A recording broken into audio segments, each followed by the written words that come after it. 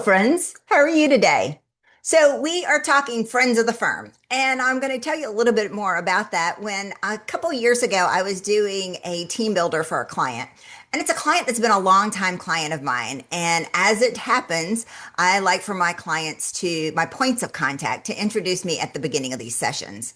And he volunteered. He said, "Here's Dawn Landry. She is a friend of the firm." And I will tell you, that is one of the best compliments that I can get from any of my clients.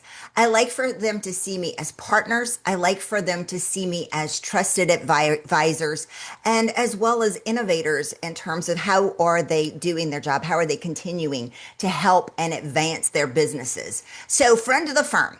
That's what it is. And it has lots of components related to it. But mainly, I want to talk about the trusted advisor piece of it. To be a trusted advisor, and I'm going to put the equation down below. I talk about it quite a bit in relationship intelligence. To get to trust, we have, from an equation standpoint, we have to have credibility. We have to have reliability. We have to have intimacy, which is knowing someone and caring. And then we have to have that self-orientation. We have to realize the role that we play and have a lot of self-awareness with it.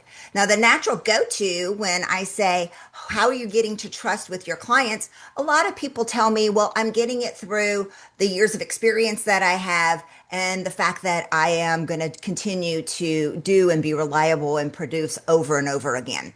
And that's great. However, studies show that credibility and reliability don't mean anything to anyone unless you have a relationship. It's much like I say in my book, Winning with Whiskers. You have to get to the relationship before you get to the ask. And so what are you doing to advance your relationships? What are you doing to advance trust? Because at the heart of everything, whether it's internal clients or external clients, because yes, we do have our internal clients, it is about trust. And where are you advancing the trust? Where are you advancing in terms of your own self-awareness too?